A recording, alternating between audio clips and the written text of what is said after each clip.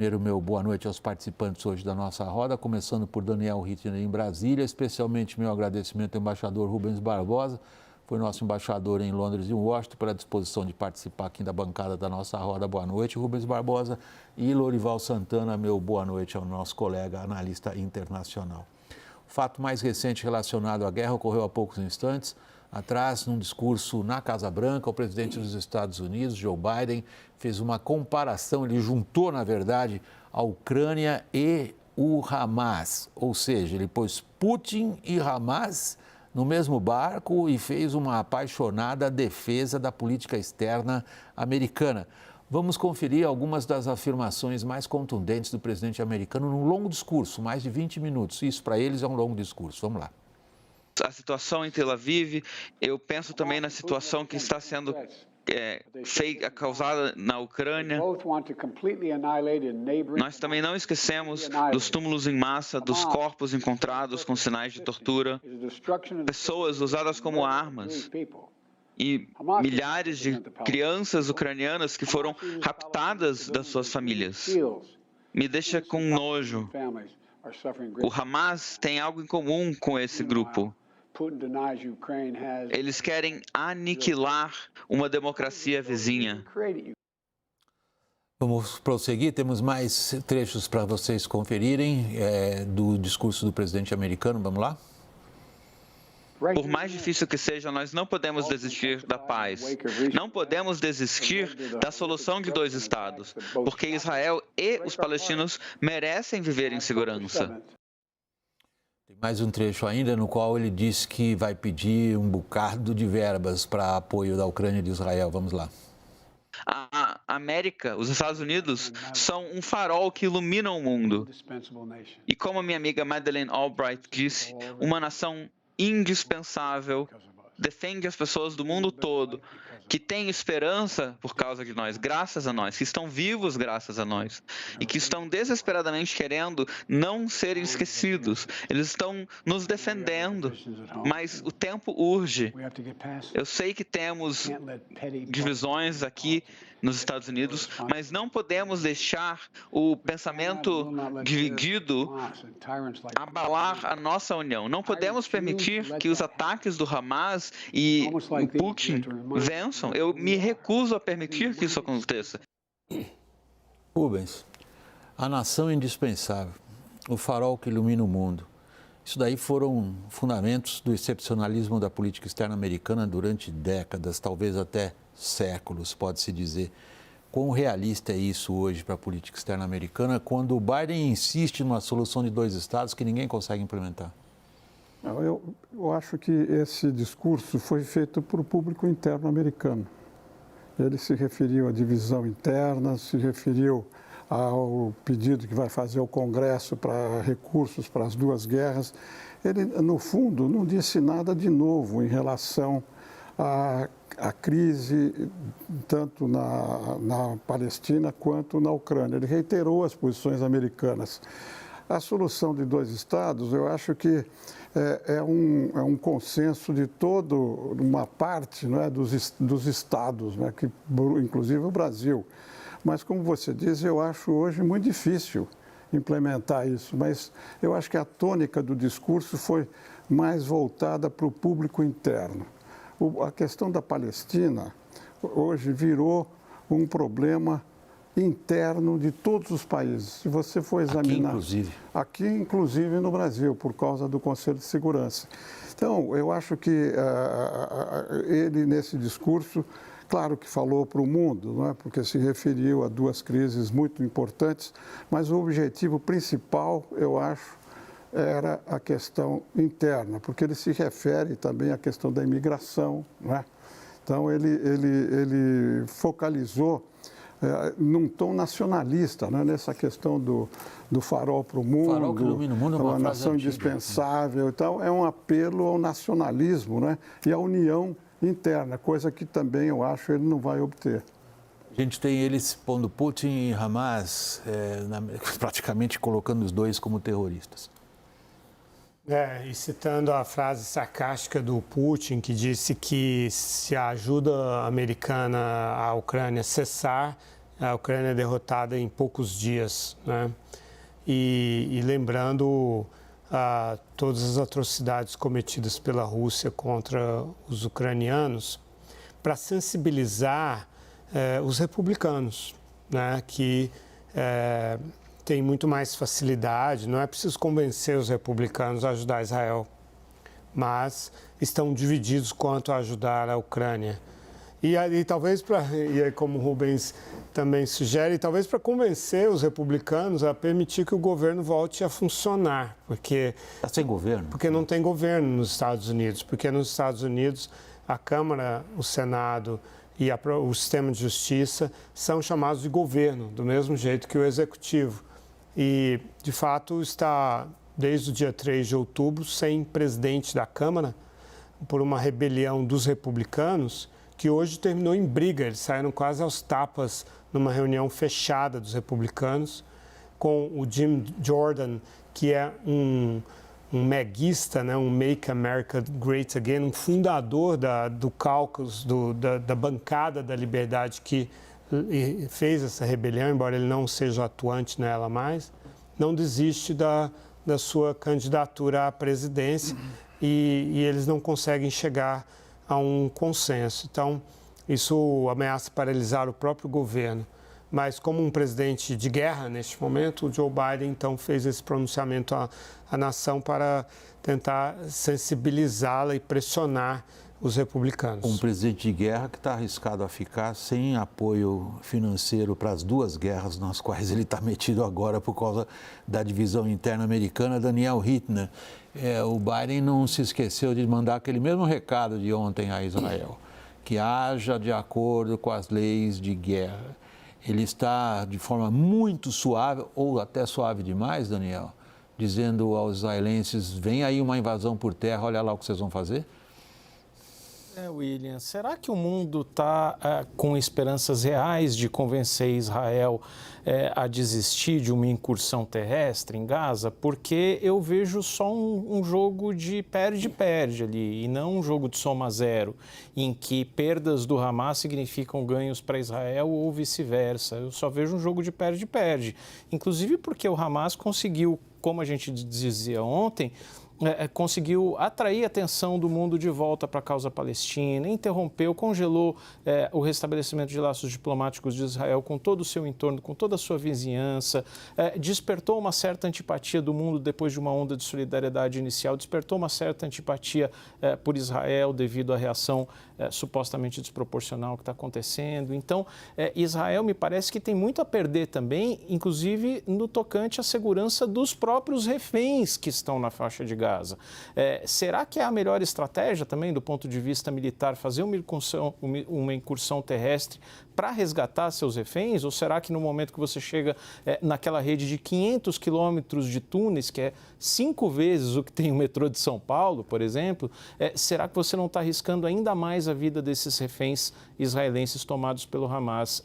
Essa é uma grande incógnita. Eu não vejo um clima ainda para que no sábado, na cúpula que vai acontecer no Egito, haja um consenso em torno de algum cessar-fogo possível. Bom, se a gente levar literalmente adiante as palavras do próprio governo israelense, que diz que o seu objetivo é a destruição completa das estruturas e dos integrantes do Hamas, isso não dá para ser feito de outra maneira, senão através de uma invasão por terra. Se a gente leva os israelenses a sério pelo que eles dizem, a invasão por terra virá sim.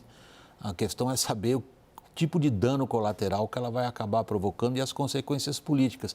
E daí minha pergunta a você, Rubens, que capacidade, na sua avaliação, os americanos têm de levar os israelenses a fazer esse tipo de consideração entre o desgaste possível de uma invasão com enorme dano colateral e o que a gente vê dentro de Israel, um desejo de vingança absolutamente compreensível, que o próprio Biden diz, eu entendo muito bem o que vocês estão pensando, nós passamos por uma situação idêntica. Olha, eu acho que o presidente Biden está correndo um grande risco político interno.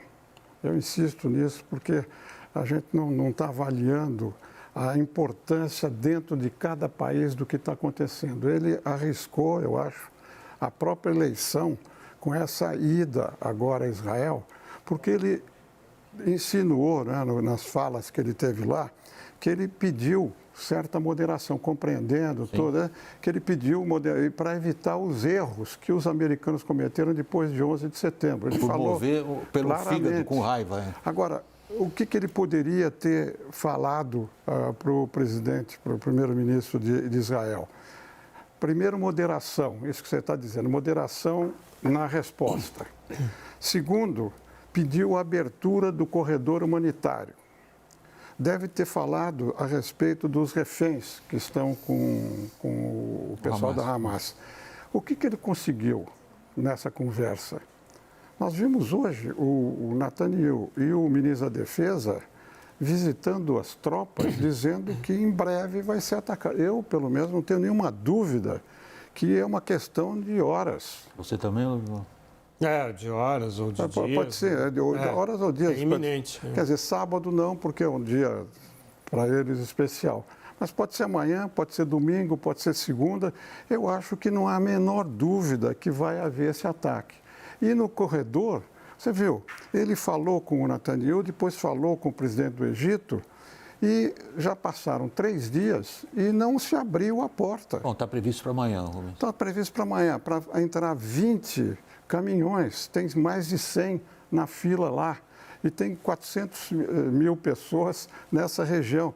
Quer dizer, então, eu acho que o que o Biden fez foi correr um risco muito grande de se aliar. Ele talvez não tivesse alternativa por causa da divisão do país, por causa da posição dos republicanos na aprovação da lei que ele está querendo para aumentar os recursos, ele não tivesse alternativa.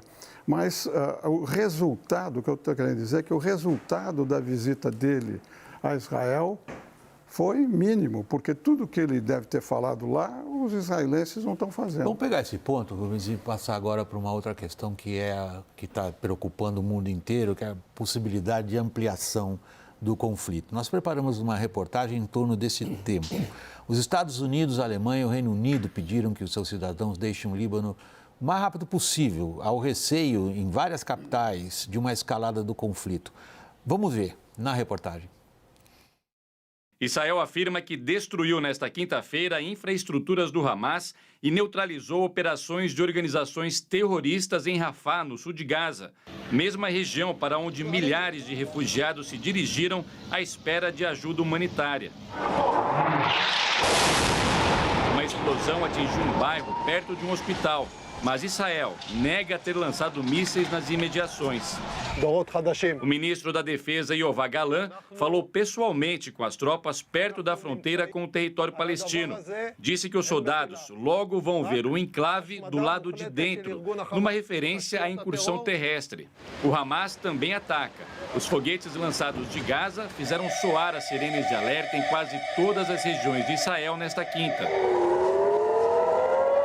No norte, os bombardeios com Hezbollah se intensificaram. 3 moradores de Israel ficaram feridos em meio ao combate na fronteira com o Líbano. Os Estados Unidos, o Reino Unido e a Alemanha aconselharam seus cidadãos a deixarem o território libanês com receio de uma escalada no conflito.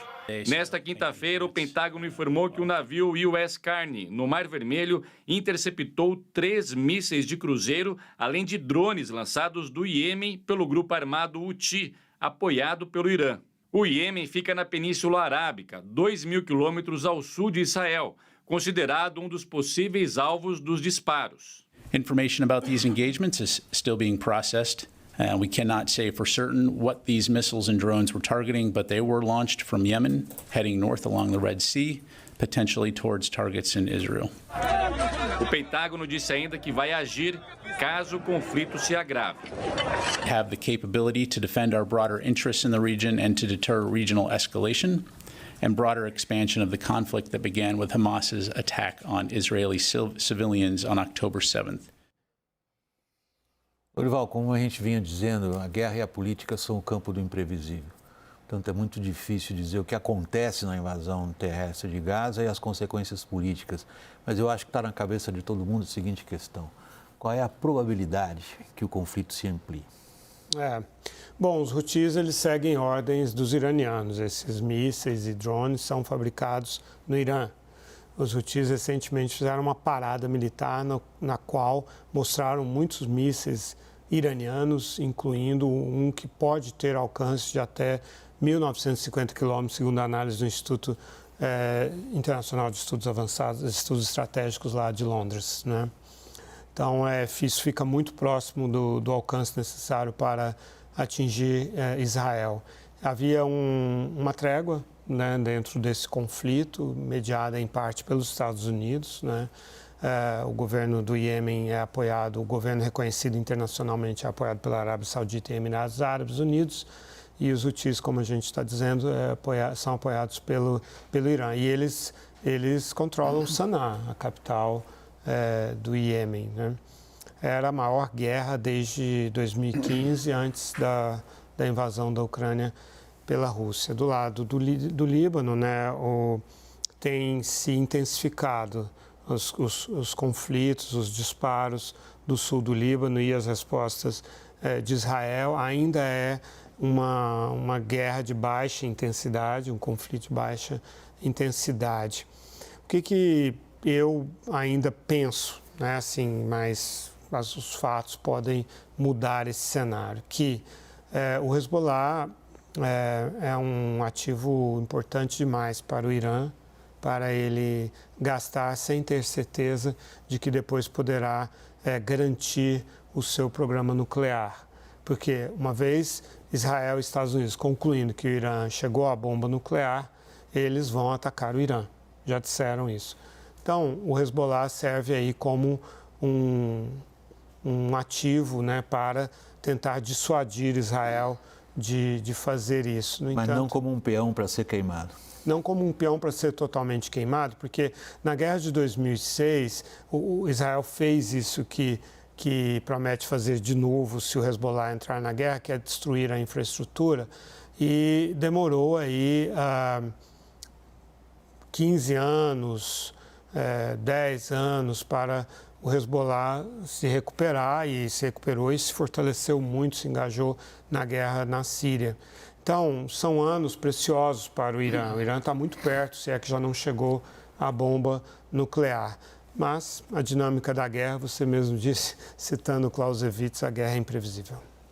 Rubens, o Daniel, você está pedindo a palavra, Daniel? Eu queria fazer uma pergunta para o Lorival ou para o embaixador Rubens, para saber em que medida eles avaliam que a Cisjordânia também pode se transformar no barril de pólvora, porque a gente está vendo crescentes manifestações, já alguns mortos, e embora a influência do Hamas lá seja pequena, talvez nula, eu não sei, eu vi uma declaração do líder da Jihad Islâmica, que se encontrou em junho com o líder supremo do Irã, Ali Khamenei, pedindo explicitamente que o Irã ajudasse a desenvolver a resistência na Cisjordânia, inclusive com armamentos. Então, essa preocupação que eu gostaria de ouvi-los, se a Cisjordânia também pode se transformar no barril de pólvora. Só lembrando que hoje teve um ataque aéreo israelense na Cisjordânia, eles estão relativamente raros. Ataques aéreos na Cisjordânia. Rubens, por favor. Não, eu acho que tudo vai depender da intensidade da entrada de Israel na faixa de Gaza. Por terra. Por terra. Quer dizer, eu acho que a escalada pode vir daí, tanto do lado do Hezbollah quanto do lado na Cisjordânia. Mas eu acho que o Hezbollah está contido, está fazendo ataques muito limitados e tal. E a gente não viu, eu pelo menos não vi nenhum pronunciamento do líder do Hezbollah.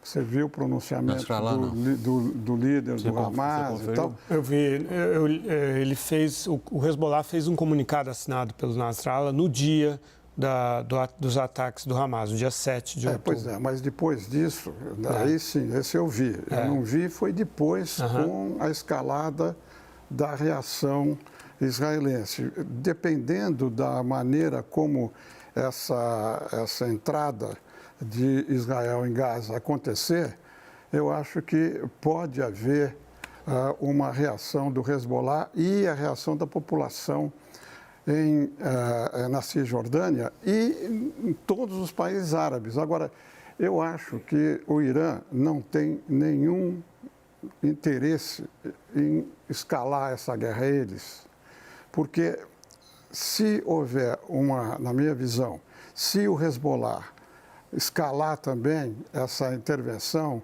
e querer atacar com forças mais fortes Israel, Israel já mandou tropas e tanques lá para a fronteira. Mas se isso acontecer, mesmo que não haja uma ação militar de Teherã, eu acho que o risco de um ataque dos Estados Unidos e de Israel a Irã sobe muito, mesmo que o Irã não tome a iniciativa, porque aí vai haver uma desculpa para isso que você falou sobre o programa nuclear e vai ser uma desculpa para acabar com o programa. Então, eu acho que da parte do Irã, só se houver um fato muito novo, muito grave, que force a entrar. Eles não vão entrar, eles vão ficar ameaçando, falando, mandando armas, mandando foguetes, mas não vão entrar diretamente. O que pode acontecer é que a opinião pública nos países árabes se manifeste, dependendo da intensidade da entrada de Israel em Gaza, que torne difícil para os países árabes não tomarem uma atitude mais drástica. Um ponto, entendeu? porque hoje a gente viu o encontro do BSM, do Mohammed bin Salman? Porque eu só gosto Príncipe herdeiro da Arábia Saudita. Príncipe herdeiro, a gente conhece ele por BSM, com o primeiro-ministro do Reino Unido. Os dois saem dizendo que estão trabalhando juntos pela contenção dos acontecimentos. Quão realista é isso? Eu acho que, bom, eu não vejo a possibilidade de um envolvimento militar, né, dos países árabes. Acho que vocês também não, só para deixar claro para a nossa audiência, né? Não, isso está claro. O que a gente está querendo saber é quem consegue segurar se esse negócio explode. A Arábia Saudita? Em que sentido? No sentido de agir para segurar, não agir como moderação. É isso que o BSM e o primeiro-ministro do Reino Unido saem dizendo hoje ao público. E não esquecer que a Arábia Saudita restabeleceu relações com o Irã. Sim. Estava se aproximando, com a China. Então, isso aí, por isso que eu acho que a contenção do Irã vem de várias áreas para defender o seu próprio interesse, entendeu?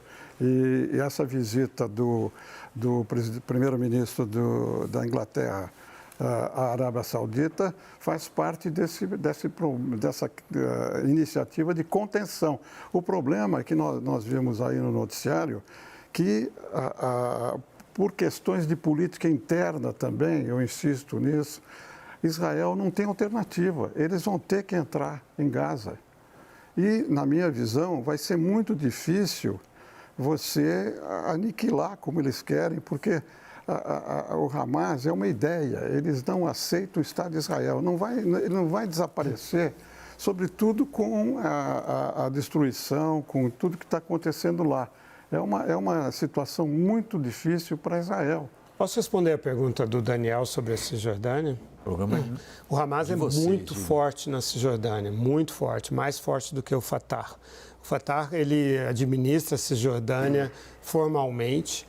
Em 2004, no enterro do Yasser Arafat, eu entrevistei um recrutador do Hamas na casa dele, o filhinho dele pequeno brincando na sala, a mãe passando de lá para cá e ele me contando como ele recrutava os terroristas suicidas do Hamas. Isso foi há muitos anos. Hoje em dia, se houvesse eleições, há um consenso de que o Hamas venceria as eleições na Cisjordânia também. A Arábia Saudita ela tem uma proeminência sobre o Fatah, para quem entrega grandes somas de dinheiro e dá um apoio político. Já o Hamas, como sabemos, hoje é patrocinado pelo Irã. Então, existe também esse tipo de briga entre dois rivais regionais, Arábia Saudita e Irã, dentro das sociedades palestinas, que explicam muitos dos movimentos que acontecem. O Catar, que até recentemente foi suspenso do Conselho do Golfo, de Cooperação do Golfo, era um país muito próximo que estava ajudando o Hamas. Em 2014, quando acabou a guerra, no dia seguinte, eu vi palestinos, funcionários de uma organização de assistência do Catar, já avaliando quanto tinham sido os prejuízos materiais para o Catar financiar a reconstrução da faixa de Gaza. Então, Esses são, para usar a expressão do William, são peões, né? Esses movimentos palestinos também são peões nas mãos dessas potências regionais muçulmanas. Pessoal, a gente vai para o intervalo e na volta a gente volta com a Argentina. Até já.